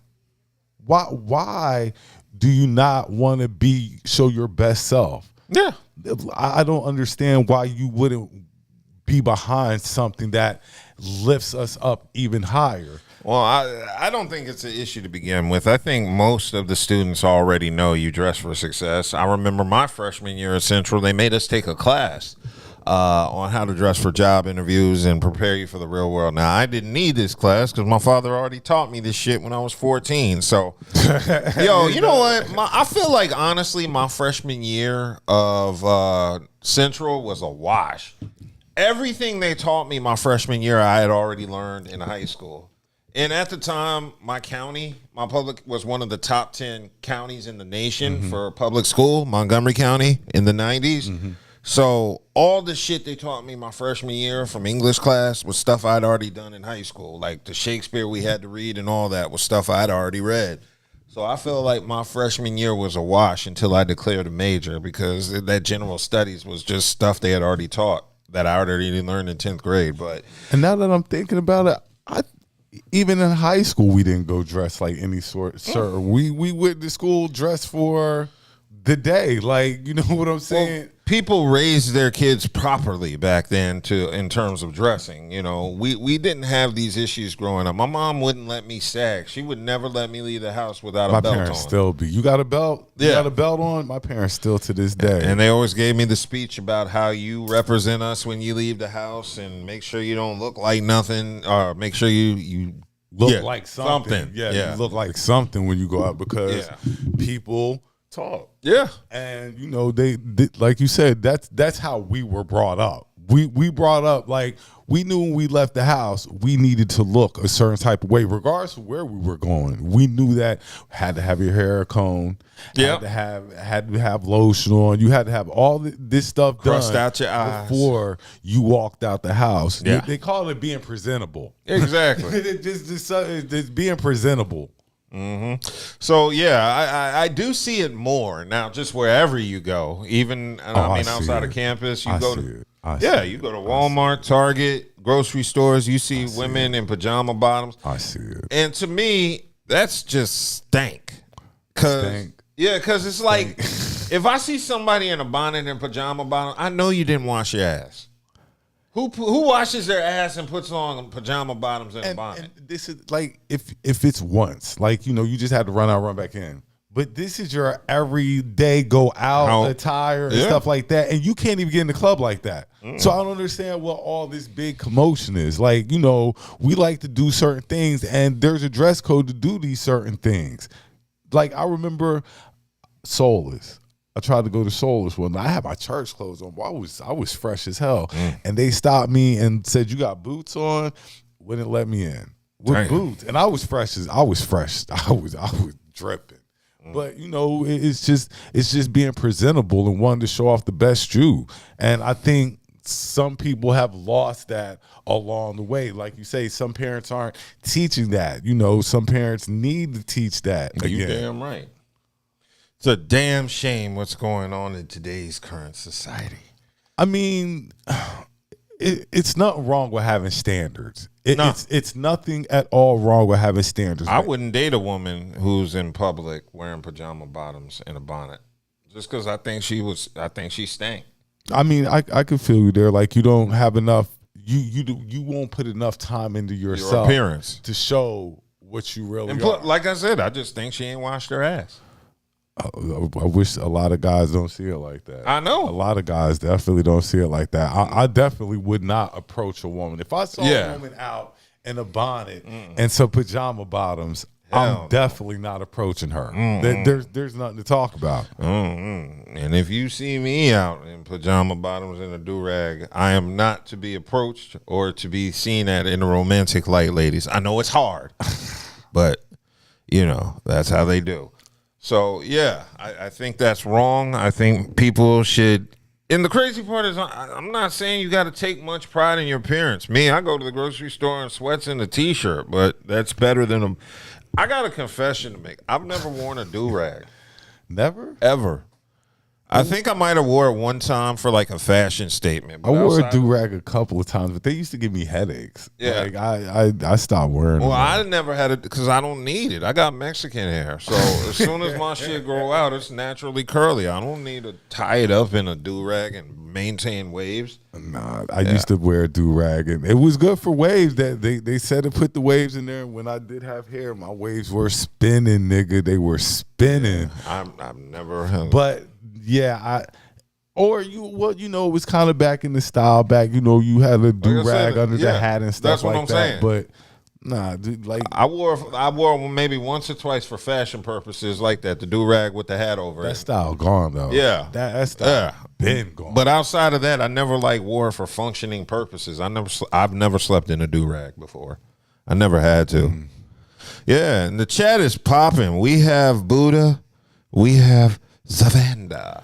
Shout out my man Zavanda on getting married once again. You know what I'm saying? Yeah. Hopefully you and the wife are having a good go at it, man. Very, very, very proud of you. And Buddha mentioned DJ had his 48th day surprise party. Happy birthday to my man Dingle. We're surprised. We didn't know about it. He told me that yesterday, but it kind of slipped my mind. So definitely shout out to my man DJ. Shout out my man Pounds. Shout out Sissy, because I know Sissy probably somewhere watching. She always watches. Shout out Mills. Because Mills said that Dub was her favorite today. Kind of had me feeling a little salty. I'm everybody's favorite. That should not be a surprise by now. We're not going to go that far. But these people tune in for me. I was just giving a shout out to the people that I know support us every Saturday like clockwork, and it means a lot to us, because without y'all we wouldn't be jumping out there to do the stuff that we do. Dub, like I say, puts a lot of time into editing and getting the stuff up, so you know, y'all can hear our point of view on some things. Sometimes conversations get heated, sometimes, you know, things, you know, but it's a show, and the show is going to continue to get better. Yeah, it's going to continue to get better. We have interviews scheduled with like people we kind of know that the world might kind of know. We can't mention. Yeah, we ain't gonna get that out. But you know, and like I say, we're always looking for sponsors. Yeah, we're always looking for people who might want to feed us, so we can review your food on the air, like we did. Oh yeah. Today with these delicious desserts, you got to tilt it a little further. Okay. From who? From Joe Meek. Yes. Joe Meeks, Southern Cuisine and Catering, LLC. Make sure you check out Joe Meeks Southern Cuisine, Follow her on Facebook as well as Instagram. Yeah, so you know. Yes, she is the owner and cook. And the food was amazing. Yeah, like the you food said was earlier. banging. The jerk chicken was phenomenal. And we ain't getting no extra sauce on it. I thought I was going to need sauce, but I didn't because it wasn't dry. That was amazing. I'm a chef myself, so I'm critical of other chefs, and I have no criticism of that food. It was all delicious. And she gave us, what was that? The carrot cake cheesecake. Mm-hmm. Yeah. You better get your slice because I'm taking that shit home. I'm sure we're getting ready to wrap up, but Yeah, I ain't just got no wanted to I just wanted to touch on this 38 thing one more time. Yeah. And I think my biggest problem with the 38 thing with Jada is you've had all this time to yourself, and I haven't heard you make any songs because at the end of the day, it's about music. He dropped a diss at but you should have had more stuff ready to go about now because the spotlight's on you. You know what I'm saying? The disc was meh. So you should have had something behind that disc ready to go. All you're doing now is just taking up air. He said he wanted to do get on stage, do 3 verses for $500,000, him and Jada. Jada's not taking that up. Jada's not taking up a $500,000. They have $500,000 to bet? Both of them? I ain't counting niggas' money. I don't know what 38 makes. I don't know. 38 was the one who made the proposition. He said 500 stacks. Yeah, see? I don't know, but I just don't. I want to hear songs. I want to hear songs. If you can make hits, because that's what's going to change people's opinions of you in the long run, and that you're on the same tier as Jada, is you can come out and make a couple of hits. Jada just made The Aroma. That's a hit. Yeah. You know what I'm saying? You haven't make a couple of hits. Make people get into you because I know you're dope. I know 38 dope as hell, but your music needs to speak for you. Not these podcasts, none of this other stuff. You need to get in the booth, drop some dope ass tracks, and it don't gotta be diss tracks. It just gotta be good quality music. That's what we want to hear. Yeah, some hard shit. And that will win over people. This talking and you want to get on stage with Jadakiss for $5, that's not going to win people over. People are always going to love Jadakiss. There is no way that you're going to be able to change people's perception about Jadakiss. It's impossible. Yeah. We've been rocking with Jadakiss for 25 years. Shit, probably longer than that. We've been rocking with Jadakiss forever. You're not going to be able to change people's perception about him to us. Because that Money, Power, Respect came out, I think, 98. So, yeah, it'll be about 30 years and 2 more years. You're not going to be able to change people's perception. But if you make hot-ass music, we'll like you and we'll love Jada. We'll love you and we'll love Jada. But right now, you're looking real corny. Yeah. You're looking really, really corny. I was hoping 38 would capitalize off it, but to me, the beef itself is just fake as fuck because it all started when he said he outshined Jada and Jada don't want to do tracks with him no more. And that was another thing. Like, damn, nigga, did you want to be in a group with him or stuff? He's already in the locks. The reason why I said this is because, you know, we do music. We've listened to music. A lot of times artists don't do tracks over and over again. You know, you get 1 or 2 tracks together. That's it. Hey, you know, appreciate you giving it to me. It's almost like you stalking the dude. Yeah. It's a shame. Yeah. Cool. Well, I don't have any other topics. I don't have anything else to cover. I'm getting ready to go watch the results from SummerSlam tonight and see what happened on that. And if you've been tuning in this long, we appreciate you. Like, share, subscribe, comment.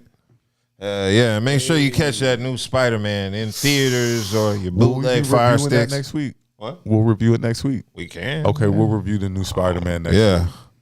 Yeah. All right. Well, thank y'all for tuning in. It was a good 2 hours and 3 minutes, a little bit shorter than our normal shows. But to be fair, there wasn't shit popping this week like that. So shout out to y'all. Make